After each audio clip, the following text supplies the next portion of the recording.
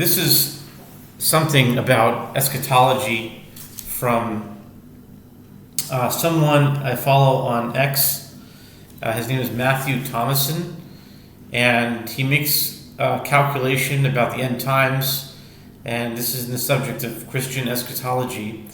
And I'm reading it only because these are things that I would like to understand. I don't quite get them, all the numbers and the calculations, but I very much have a desire to understand it. And I also am reading it in an effort to blend some of what I would, at least from my perspective and my limited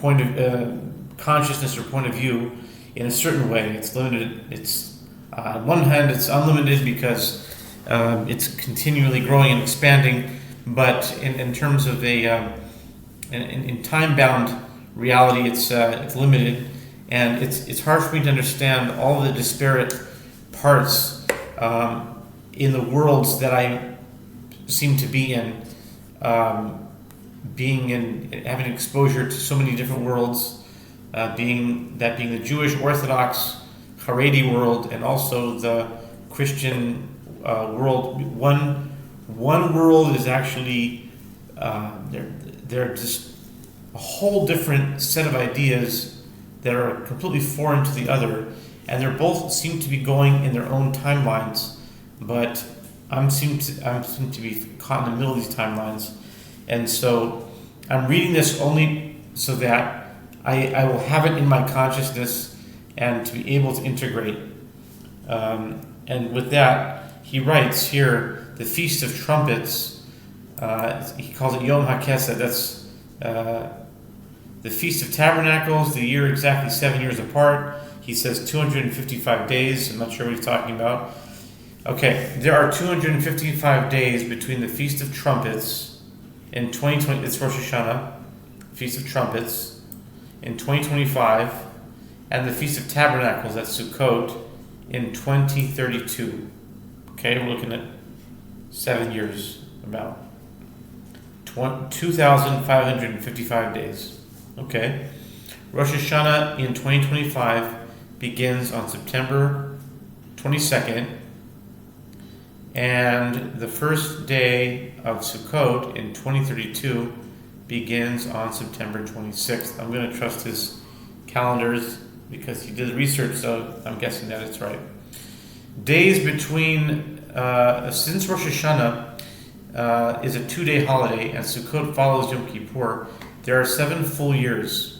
We're looking at 2026 through 2031 and 4 days, meaning 4 days of 2025 equals 7 times 365 plus 4 equals 2,555 days according to multiple calendar sources. Anyone's spidey senses tingling? In the book of Daniel, the 2,555 days are associated with the final week of Daniel's 70-week prophecy. See, here's one question that I have. I'm going to pause here for comments. If you go to the Orthodox Jewish world, and in general, whether studying in yeshiva, in a shul, a rabbi's speech, no one says a word about Daniel's 70-week prophecy.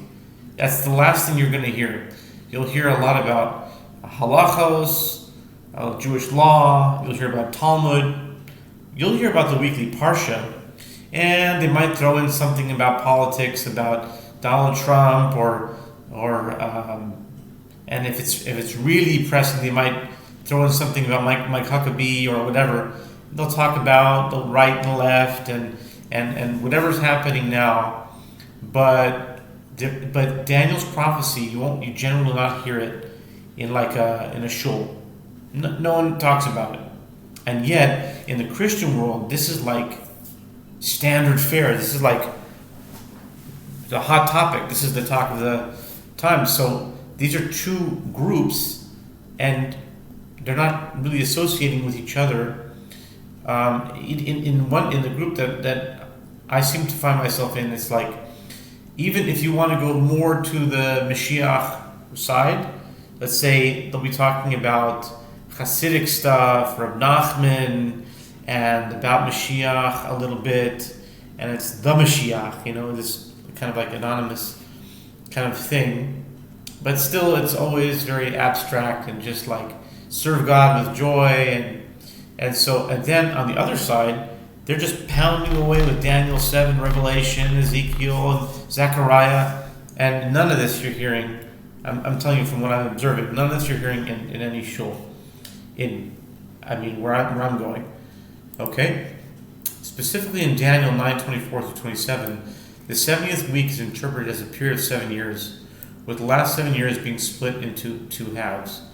1,260 days, or 3.5 years, and 1,290 days.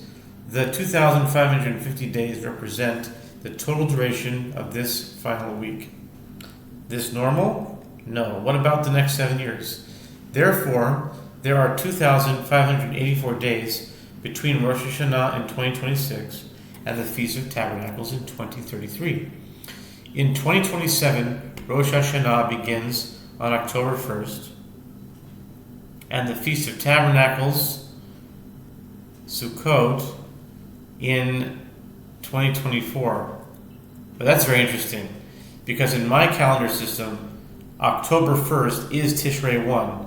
If Rosh Hashanah is on October 1st, that's incredibly aligned, according to my calendar studies. That's like a perfect alignment, because Tishrei is October, Cheshvan is November, Kislev December, and if they match up exactly, that's like a perfect alignment. Okay, in 2027, Rosh Hashanah begins on October 1st, and the Feast of Tabernacles, Sukkot, in 2034 begins on September 27th. There are approximately 2,552 days between these two dates.